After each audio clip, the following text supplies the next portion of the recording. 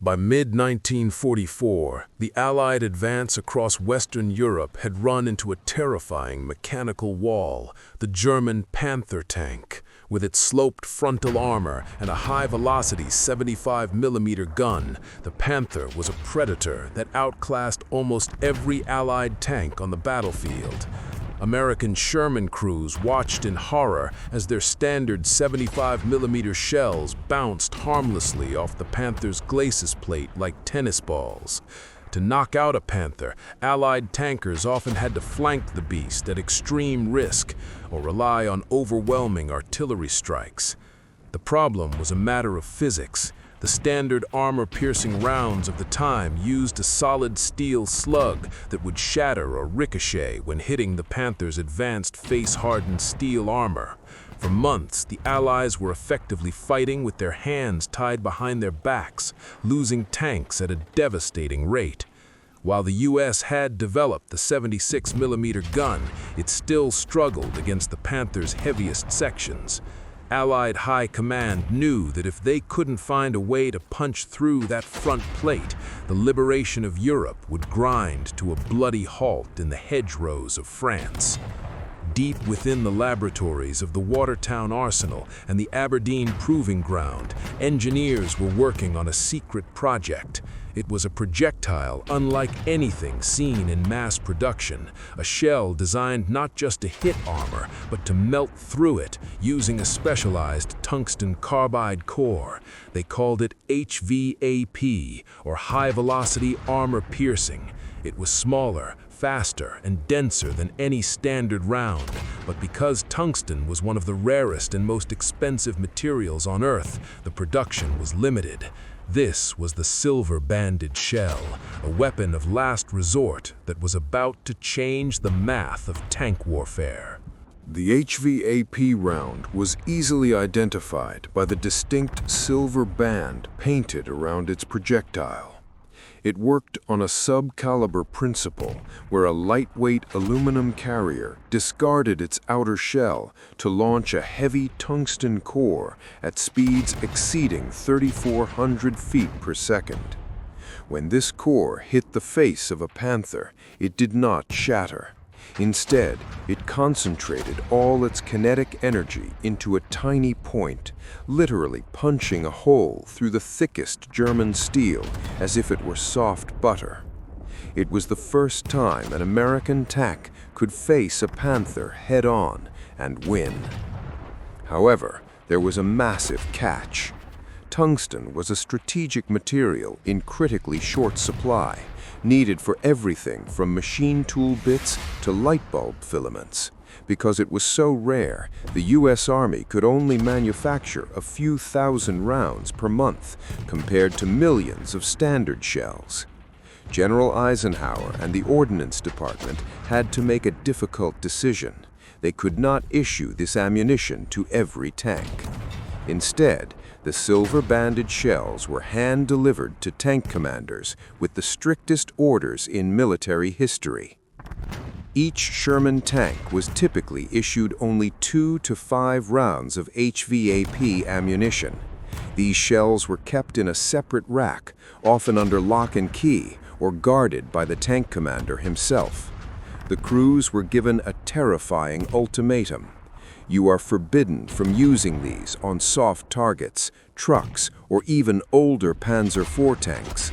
You save the silver-banded shell for the Panther and the Tiger, and you do not miss. Rationing became a way of life for the tankers.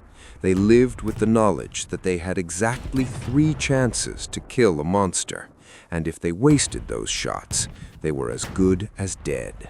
The true test of the silver-banded shell did not happen in the sterile environment of a testing range in Maryland. It happened in the freezing, mud-slicked valleys of the Ardennes and the final desperate pushes toward the Rhine River. By the winter of 1944, the German Panther was no longer just a tank to the American soldier. It was a psychological trauma. When a Sherman commander spotted those sloped plates and that long-barreled 75mm gun through his periscope, his training told him to retreat, call in a massive artillery strike, or pray for air support. But as the rogue engineering of the B-25 gunship in the Pacific had changed the Pacific, the HVAP shell was about to rewrite the rules of ground combat.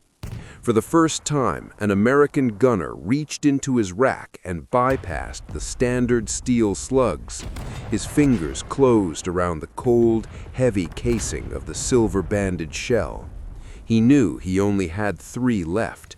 He knew that the cost of a miss was his life, and he knew that the military brass was tracking the serial number of every single shot he fired.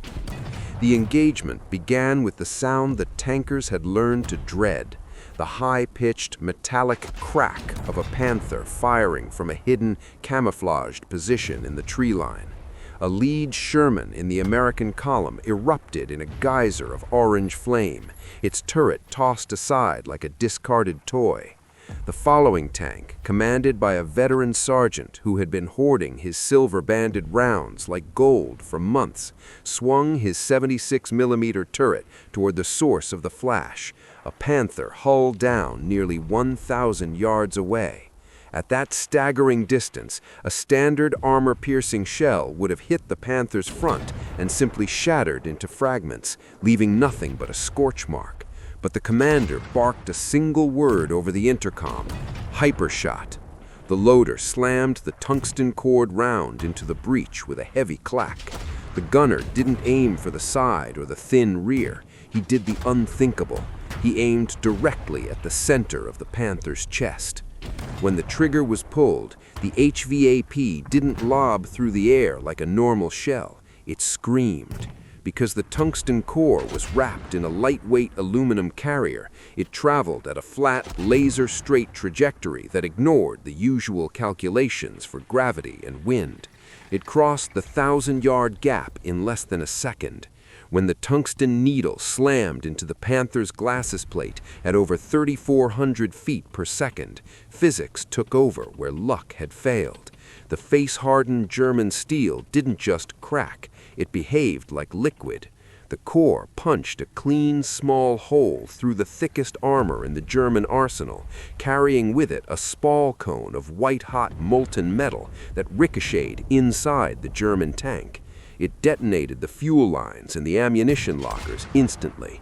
To the Allied crews watching from across the field, it looked like a miracle from a science fiction novel. The invincible monster had been slain with a single frontal shot from a distance that should have been impossible. This success created a strange, almost religious culture among Allied tankers. The silver-banded shell became more than just ammunition. It was a talisman of survival. Because they were so rare, commanders would often hide their HVAP rounds during inspections, terrified that a bureaucrat would redistribute them to another unit. They developed a one-shot, one-kill philosophy that was entirely foreign to the mass production mindset of the U.S. Army. They learned the art of extreme patience. They learned to let the Panther get closer, to let the enemy feel confident, to make sure the tungsten core hit with the maximum possible kinetic energy. They rationed their very survival, counting those silver bands every morning like beads on a rosary. If a crew used a silver-banded shell on a soft target, like a truck or a bunker, they faced an unofficial trial by their peers. To waste a hypershot was to potentially sign a death warrant for another crew later that week. As the war reached its final bloody weeks in 1945, the shortage of tungsten became so acute that the rationing became even more extreme. The U.S. government was scouring every civilian factory for tungsten drill bits to melt down into more shells. Yet the mere presence of those few rounds had changed the morale of the entire armored corps. The Sherman was no longer a Ronson lighter that burst into flames. It was now a delivery system for a silver bullet. The German Panther crews, who once felt like gods behind their sloped armor, began to realize that the Americans had finally found the key to their front door. The tactical advantage had shifted. German crews began to abandon their tanks more quickly after a non-fatal hit, knowing that the Americans were no longer just knocking on the door, they were coming through it with the power of modern metallurgy. Long after the guns went silent in Europe, the legacy of the silver-banded shell rewrote the future of every tank on the planet.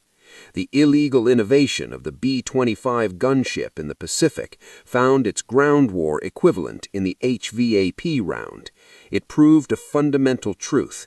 In a battle of giants, the winner isn't always the one with the thickest armor, but the one with the most concentrated science. This shell was the direct ancestor of the modern APFSDS rounds used by the today's M1 Abrams, those long, thin darts of depleted uranium that travel at hypersonic speeds.